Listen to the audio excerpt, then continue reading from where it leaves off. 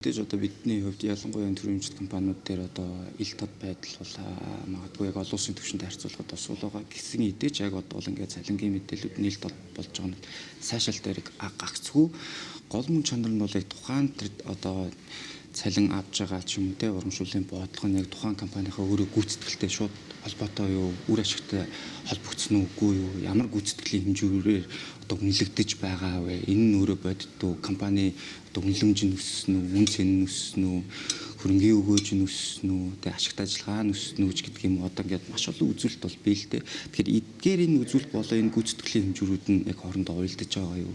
Тэрнтэйгээ дүүцгэж бас хэмжээнийх байгаа юу, байхгүй юу гэдгийг дээр бол одоо хамгийн чухал асуудлууд нь бол байгаа. Тэгэхээр олон улсад бол яг энэ үндсэн суурь одоо гүйцэтгэлийнхаа үзүүлэлтүүд дээр хэмжигдэж байж одоо тэр цалин урамшууллын бодлогод нь бол явагддаг юм байна. Тийм учраас бол бидний хувьд бол одоо мэдээ цалин урамшуулж ил тод болж байгаа сайшаатай хэрэгж гисэн яг бодит тэр нэг өмнө чанартайгаа нийцж байгаа юу гэдэгт одоо хамгийн чухал ач холбогдол тэндээ бол байна. Мөн энэ хүрээнд бол ил тод байдал нэмэгдхийн хэрэг юу болж байгаа гэхээр төрийн өмчт компаниудын хувьцааг бол хэсэгчлэн олон нийтэд ил тод зах зээл дээр гарах буюу IPO гарах тал дээр бол асуудлууд яригдж байгаа. Тэгэхээр энэ бол компани засаглал, үр ашиг бас дээрээс нь хөрөнгө оруулагчдын итгэлд яг хэр зэрэг бодитоор ямар өөрчлөлтийг авчрах боломжтой гэж үзэж байна. За яг бидний хувьд судлаад үзэхэд бол IPO бол мэдээж хамгийн том одоо үндсэн үйл ажиллагааны одоо хэрэгслэл мөн гэсэн идэж одоо шууд одоо зөвхөн ингээд ямар нэгэн бэлтгэл ажилгүйгээр IPO гарах нь өөрөө маш том эрсдлийг бол дагуулдаг юм байна. Олон улсын кейсээс одоо харахад жишээ нь Итали, Грекийн кейс ч гэдэг юм те зөвхөн төр одоо ингээд өмнөмжтэй биш ингээд хувьчлахын тулд шууд IPO гэдэг нь өөрөө нөгөө үндсэн суурь компани зарчмууд тухайн компани одоо бэлтгээгүй шууд IPO өгөх нь өөрөө маш том эрсдэл авчирдаг юм байна. Тэгэхээр IPO өгөхөөсөө юм илүүтэй өмнө тухайн компаниг бие даасан байж чадсан уу, бие даасан байдлыг бүрдүүлсэн үү, компани өөрөө үйл ажиллагаагаа тогтвортой болгосон уу, тайлангууд нь ил тод болон яг олон улсын стандартын дагуу байна уу, аудит болон гадаад болон дотоодын аудитууд мэдээллүүдийн нэг стандартын дагуу бүрдүүлсэн үү, тузан яг бие даасан байна уу гэдэг юм.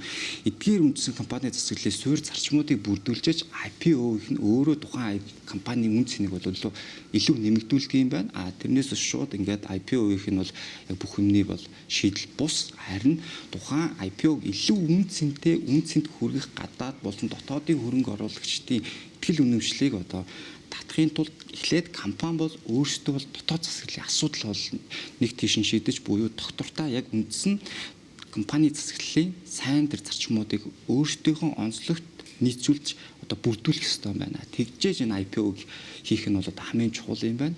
Дээрээс нь ялангуяа төрийн өмчт компанид бол одоо IPO өгөх нь бол нийт бол 12 үе шат байт юм байна. Түүний одоо хамгийн чухал үе шат нь бол эхний 3 үе шат буюу яг стратегийн шийдлүүд нь юу юм? Улс төрийн мандатын үед ямар байгаа юм? Салбарын болон бодлогын улдаанууд яг тодорхойлсон юм уу? Тэр яг өөрийн өмчийн тэр бодлого тодорхой болгосноо яг айл компани дээр нь түр яг тодорхой хувьцаатай авах, айл компани дээр нь хувийн хвшилтэд оролцох юм. Нөгөө компани бусад айл компаниудын бүр ингээд хувьчлах юм. За энэ нь эхлээд бүх үндсэн алхмууд нь тодорхой болж иж бидний нөгөө яриад байгаа тэр олон улс хэмжээнд IPO өгөх боломжтой. Нөгөө төгөр IPO хийснээрээ бидэрт ямар давуу тал үүсгэх вэ гэхээр мэдээж хамгийн түрүүнд бол мэдээлэл хэлэлт байдаг.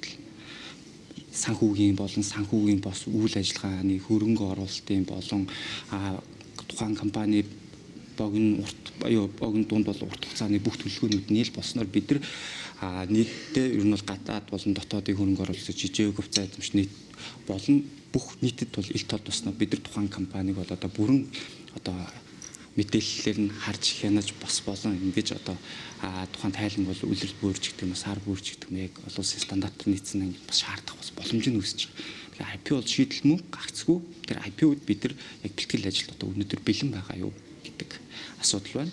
Нөгөө төгөөр зөвхөн хувьцаанд ногдох одоо анхаарах бус бид яг нөгөө олон улсын тэр корпорацийн түвшинд бас ажиллах тэр чадамжийг өөрсдөнд бий болгосноо гэдэг асуулт нь илүү анхаарах ёстой юм байлээ. Төлөөлөл удирдах зөвлөлийн хараат бус байдал хүртэл нэг чухал хэмжүүр нь бас болж ирэх байх. Ер нь энэ суурь зарчмуудыг хангах юм бол хамгийн түрүүнд манайх хийх хэрэгжүүлэх боломжтой шийдэл нь яг аль нь гэж харж байгаа. За мэдээж мэдээлэл ил тод байдлаас эхэлнэ. Яг тухай яг мэдээллүүдээ санхүүгийн болон санхүүгийн бос гүйцэтгэлийн үзүүлэлтүүд нь яг бодит цаг хугацаанд орж байна уу?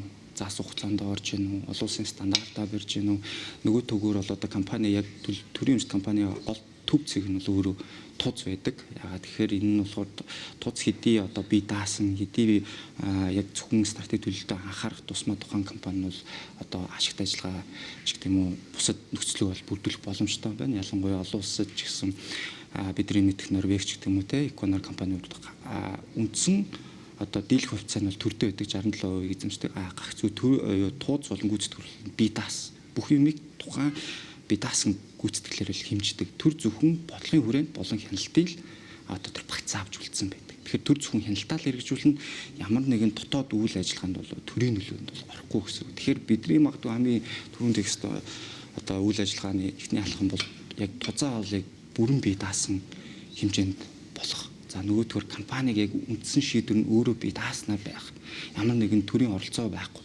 Төр өөрөө одоо өмчлөгчийн үүргээ хэрэгжүүлэх ёстой. Тэрнээс үл төр оператор байх гэсэн. Магадгүй бидний одоо тулгамж байгаа хамгийн том асуудал нь төр оператораар болоод. Гэхдээ яг энэ кейс бол ганцхан бидэр тохиогоогүй юм байна. Яг бидэртээ бас адилхан ийм кейсүүд байна. Ялангуяа Казах, Узбек бидэртээ одоо нөхцөл байдал бас маш төхөө юм байна. Гэвч тэд бүхэн бол янзлсан байна. Яаж янзлсан бэ гэхээр хүн тэр олон улсын стандартыг өөрсдийнхөө онцлогт хэрхэн нутагшуулж тэр зарчмыг л яаж баримталж байгаараа л онцлог байна. Тэгээ бид ч гэсэн бас яг ийм нөхцөлийг бол бүрдүүлэх бид бүрэн бүх потенциал нь бол байна гэж харж байна. Нөхцөл жоохон онцлог байна уу? Нутагшуулах одоо нөхцөл байдлыг ямар байдлаар хэмжүүлэх зохиомжтой. Яг хөө бидэртээ бас мэдээж манайх бол баялаг ихтэй улс. За мөн адил бас олон улсад ч гэсэн баялаг ихтэй улсууд бол бий. Тэгэхээр тэр болгон бол өөр өөрсдийнхөө онцлог тохирсон хөлбөрийг бол боловсруулж байгаа. Ялангуяа салбар бодлогын хувьд, хууль эрх зүйн орчны хувьд яг мэрэгжлийн төр тузыг бүрдүүлэхэд яг яаж сонгон шалгаруулах юм, нөгөө сонгон шалгаруулалт нь яг мэрэгжлийн экспертүүд гэж хэнийг хэлээд байгаа. Тэр болгоны тодорхой байдаг юм байна. Тэгэхээр бидний хувьд бол яг эндээс бол эхлэх хэрэгтэй юм байна. Мэдээж төр бол өөрсдийнхөө яг өмчийн хэлбэрт бол тодорхой байх хэрэгтэй. За нөгөө төгөөр яг мэрэгжлийн удирдлагыг бол тодорхой ямар сонгон шалгуулалтыг бас бүх зүйл нь ингэж тодорхой системтэй явснаар бид нөгөө нэг төр хараад бус байдал болон бие даасан байдлыг бол төслийг бол бүрдүүлэх бүрэн боломжтой юм байна. Ялангуяа одоо бусад улсын болон бидэртэй ойролцоо улсуудын кейсийг харах юм бол төлхөө одоо өвсөдийн тэр зарчмыг бол баримталж байна. Тэгэхээр бид ч гэсэн яг энэ зарчмыг дагаа баримтлахад явахад бол боломжгүй зүйл бол алга гацгүй бие даасан байдлаар хамгийн түрүүнд хангах. Тэрнийгээ дагаад дийл тод байдал тэгээ хаан засаглалын зарчмууд бол нутагшуулах гол юм одоо үндсэн суурь загваруудаа л бид нар хамгийн түрүүнд хийх ёстой байна гэдэг бол одоо дүгнэлт гарч байгаа. Судлаачийн хүрээнд олон улсад төрийн өмчт компаниудыг амжилттайгаар удирдах байгаа. Ямар жишээнүүд вэ? Та тэрийг бас илүү дэлгэрэнгүй нарийн бас Монголтой ойролцоо нальны жоохон өөр нальны хэрэгжиж болно нальны гэдгээс бас жишээдүүд суртаач. Одоо Сингапур улс, Норвеги, Хятад зэрэг олон загварууд бас байгаа шүү дээ, тийм. За тийм мэдээж Сингапур болон Норвегийн одоо Сингапурын Temasek гэдэг Норвегийн одоо Equinor, Descom гэдэг компаниудыг харах юм бол жишээ нь яг компани засаглалын хувьд бол 10-аас 10 гэдэг үнэлгээтэй байдаг. Тэгэхээр жишээ нь Сингапурын хувьд гэх юм бол яг төр бол зөвхөн өмчийн эзэн үйл ажиллагаа бие даасан байдлаар. Тэгэхээр төр бол тухайн компаниг ямар нэгэн яам бол агентгийн хувьд удирддаггүй төр зөвхөн бодлогын хяналтаар тавьдаг. Тэгээ үлдсэн бүх одоо нөхцөлийг бол тухайн яг мэрэгжлийн менежмент, мэрэгжлийн тууц болон мэрэгжлийн удирдлагт нь бол гэхэд одоо хариуцуулаад явдаг. Тэрийгээд эргээд бас одоо хариуцлагынхаа үр дүнээс тэдрээс нэгдэг. За Норвегийн хувьд гэх юм бол Equinor компани бол 67% нь бол төр өөр эзэмшдэг. Үндсэндээ бол тухайн компани хамгийн одоо гайхамшигт онцлог нь юу гэхээр дандаа хараад бус тусаар бүрдүүлсэн яг мэрэгжлийн экспертүүдээр салбар экспертүүдийг сонгон шалгуулах замаар тухайн компанид бол томилдог. Тэнд ямар нэгэн төрлийн томилгоо байхгүй. Нөгөө төвөрт бүх томилгоо болон одоо сонгон шалгуулалт нийлт тод байдаг. За хятадын нөхцөл бол мэдээж өрмөц засаглалын онцлогтой гисэн хэдий ч тухайн компаниуд нь бол аль одоо Шанхайгийн бирж гэдэг Хонконгийн бирж дээр IPO хийх замаар мэдээлүүдээ ил толгой болох тайлангийн стандартаар барих ч гэдэг ийм нөхцөл бол бүрдүүлсэн байна. Бидэртэй ойролцоо кейс гэх юм бол Казахстан байна, Узбек байна. Дөнгөж саяхан бол одоо Латви улс мөн адил IPO хийлээ. жишээ нь Латв дээр харах юм бол одоо IPO-ийн гол зорилт нь ерөөсөө мэдээлэл ил тод байдал сайн засаглалын зарчмыг бол нутагшуулахын тулд одоо IPO хийсэн тэрийгэ дагаад бас хөрөнгөний зах зээлээ бас хөгжүүлэх. Тэгэхээр бид нар ч гэсэн бас яг ийм нөхцөлийг бол бүрдүүлэх боломж нь байна. Казахстаны хувьд гэх юм бол яг мөн адил маш олон төрлийн эмчит компанитай байсан санхүүгийн маш олон алдагдaltaй үр ашиггүй компаниудаа нэгтгээ татан буулганд буулгах гагцгүй яг нэг одоо холдинг компани бүтцтэй болсон. Яг төлөвсөн нэг одоо толгойтой болж байна л гэсэн. Бидний хувьд ч гэсэн одоо маш олон салангаад ийм нөхцлүүд байна. Гагцгүй бид нар эдрийг алийг нь татан буулгах, алийг нь нэгтгэх, алийг одоо татан төлрүүлэгч гэх юм уу тийм ээ. Жишээ нь Узбек бол 10 гаруй компани бол татан төлрүүлээд хөрөнгөний өсөх замаар Ташкентийн бирж болон Лондонгийн бирж дээр бол сая гаргаад амжилттай бол IPO хийлээ. Тэгэхээр боломжгүй биш, боломж бол бидэрт байна. Гагцгүй нөгөө эхлэх замаа бид нар маш сайн тодорхойлж ийж тэгээ нөгөө төвгөө олон нийтэд бас ил тод мэдээлж энэ маань ингээд амжилттай явах бас бүрэн боломж нөхцөлийг бол бүрдүүлэх нөхцөл байгаа юм байна гэж харж байна. Хамгийн том зөрүү нь яг юу вэ?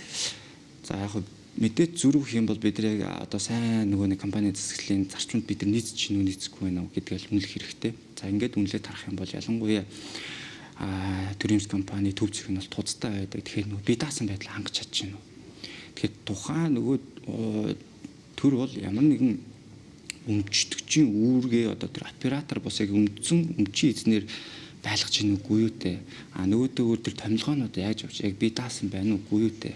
За нөгөөдгөр гүйцэтгэх удирдлага болон бусад одоо үйл ажиллагаанууд яг бодит хэмжүүрээр хэмжиж гин үү, гүйцэтгэлийн хэмжүүр нь ил тод байна уу, нөгөөдгөр урт болно одоо богино урт тундах цааны бодлогууд нь ил тод байна уу. За эдгээр ингээд бид тэр шалгуур үзүүлэлтээ дээр нь одоо нэг бүрчлэн ингэж шалгах замаар үнэхээр яг тэр олон улсын стандартаа нийцүүлж гин үү. Яг ямар төвшөнд байгаа вэ?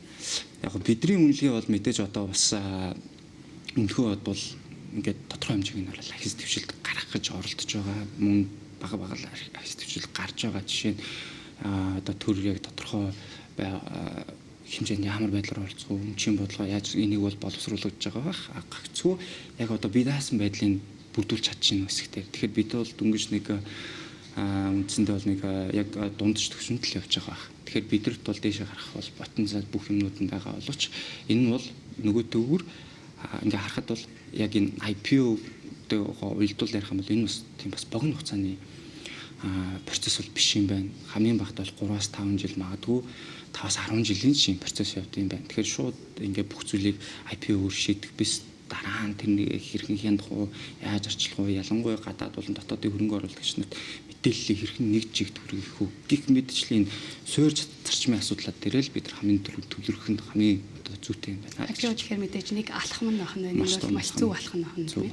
Тэгвэл хийх шаардлагатай зүйлсүүдийн нэгэнд бол энэ багтжээ. За мөн шинжилгүүдийг ер нь хараад хахад ирэх 10-аас 20 жилд ер нь хамгийн боломжтой таны харж байгаа ирээдүй ер нь яг хаана нэмж төсөлж байгаа нэг маш богинохоор хариулах. Тэгээ яг төрийн өмчт компани гэдэг бол нийтдээ нэгсэндээ нийтийн өмч баялаг гэсэн үг. Тэгэхээр энд баялагийг хэрхэн урт хугацаанд одоо үн цэнийн өсөх замаар хувьцаа эзэмшигч болон гадаад болон дотоод хувьцаа эзэмшигч болон тэр үр ашиг ашигтай ажиллагаа үн цэнийг нэмэгдүүлэх вэ гэдэг бол хамгийн том. Тэгэхээр бид эндээс олж байгаа төрийн компаниас олж байгаа орлогыг хэрхэн одоо зөв хөрөнгө оруулалт хийх замаар үр ашгийг одоо нийт хувьцаа эзэмшигчтэй болон нийт хүмүүстэй яг эзэлдэг тараах уу нөгөөдөөгөр урт хугацаанд хэрхэн үн цэнийг одоо доктортой барих уу гэдэг бодлогыг л одоо хамгийн түрүүнд бид маш сайн хийх ёстой юм байна. Тэгэхээр энэ үрээнд бол бидэрт боломж байхгүй байгаа зүгээр хэрхэн яаж системтэй зөв дараалтаа тодорхой явах вэ гэдэг дээр л бид бас сайн одоо анхаарч түүнийхээ дагуу үйл ажиллагаа явуулах нь зөв зөвхөстэй юм байна л гэж харж байна. Баярлалаа таны судалгааны ажилд бас цаашдаа хөгжлийн төвийн ирээдүйд ч гэсэн амжилтыг хүсье. Хүрэлцэн ярьсанд баярлалаа. За та бүхэнд бас маш их баярлалаа.